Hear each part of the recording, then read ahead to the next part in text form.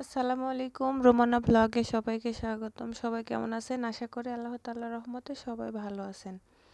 তো গত কয়েকদিন ধরে আমি কোনো ভিডিও বানাতে পারিনি। আমার মন মানসিকতা খুব একটা ভালো নেই। আল্লাহ তাআলা আমার একটা পরীক্ষার মধ্যে ফেলাইছে। তো খুব একটা ভালো নেই মন মানসিকতা আমার। তো ভাবলাম যে আপনারা তো আমায় খুব ভালোবাসেন।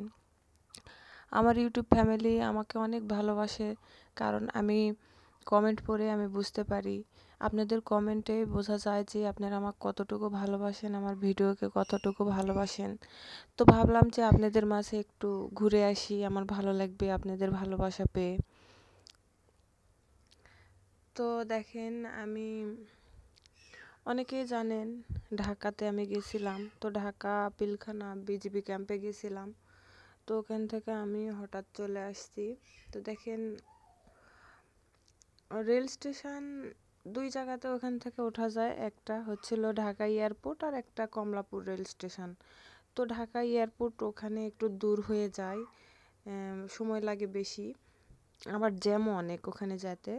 তো ভাবলাম যে কমলাপুর রেল স্টেশনের এই দিক দিয়ে যাই। তো দেখেন, কমলাপুর রেল স্টেশনে এসে দেখলাম যে এত সুন্দর একটা স্টেশন, মানে বলার মতো না। খুবই সুন্দর একটা স্টেশন, একদম পরিষ্কার পরিচ্ছন্ন। তো দেখেই বুঝতে পারতেছেন অনেক সুন্দর। মানে এখানকার প্ল্যাটফর্মগুলো অনেক সুন্দর। এখানে 4টা প্ল্যাটফর্ম আছে, এখানে বসে থাকার জায়গাটা অনেক সুন্দর।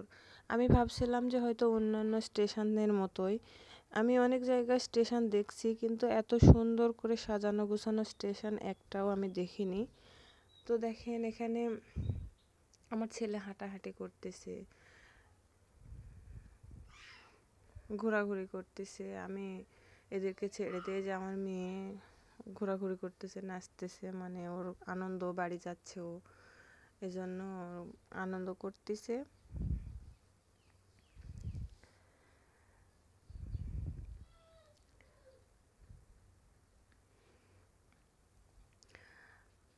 মানে আমাদের বাসা থেকে অনেক দূর জার্নি হয়ে যায়, প্রায় 6 থেকে 7 ঘন্টা সময় লাগে।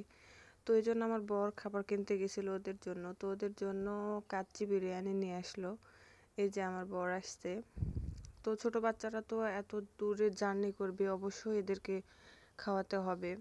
এই জন্য ও একটু খাবার নিতে গেছিলো। তো আমার মেয়ে এখনই খাবে, কিন্তু ট্রেন তো ছেড়ে দিবে এখন। তোর মনটা খুব খারাপ। এই যে দেখেন, ট্রেন আসছে, মানুষ, এত পরিমাণ মানুষ। মানে কমলাপুর রেল স্টেশনে না গেলে আমি বুঝতে পারতাম না যে এত পরিমাণে মানুষ ওখানে। তো দেখেন কীরকমভাবে ছোটাছুটি করতেছে, ট্রেনের থেকে নামতেছে একগুলো আর ওঠার জন্য একগুলো ছোটাছুটি করতেছে। তো 3টা প্ল্যাটফর্মে ওটা কোন লাইনে আসছে আমি বলতে পারবো না, কিন্তু এত পরিমাণ মানুষ যে এখানে দেখলেই বুঝতে পারতেছেন যে, দেখেন, মনে হচ্ছে এত পরিমাণ মানুষ।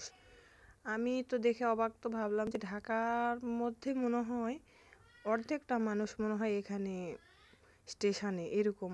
আমি দেখে অবাক যে এত মানুষ কি করে হয়, প্রত্যেকটা দিন এভাবে মানুষ কোথায় যাতায়াত করে, এত মানুষ। আমি অবাক, প্রথমত অবাক আমি স্টেশন দেখে, এই প্ল্যাটফর্মগুলো দেখে, আর দ্বিতীয়ত অবাক মানুষের যাওয়া আসা দেখে। দেখেন কি পরিমাণে মানুষ চলাচল করতেছে। হায় আল্লাহ! আমি তো 2টা প্ল্যাটফর্মে আপনাদেরকে দেখাইলাম।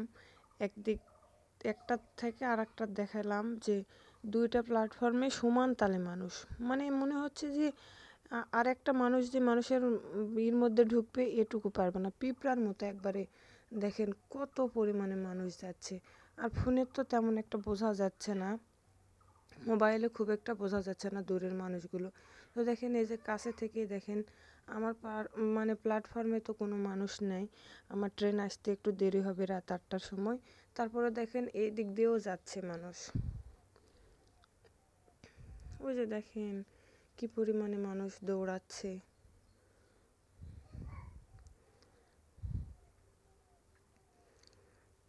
হায় আল্লাহ! আমি জীবনে কি দেখছি না দেখছি। আমি ঢাকাতে গিয়ে অনেক কিছুই দেখলাম, অনেক কিছু শিখে আসলাম।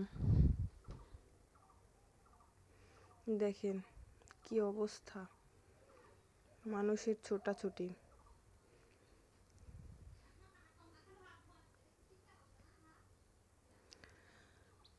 তো কি আর বলবো, আপনাদের ভালোবাসা নেওয়ার জন্য আসছিলাম। সবাই ভালো থাকবেন, সুস্থ থাকবেন, সবার জন্য রইল শুভকামনা। আল্লাহ হাফিজ।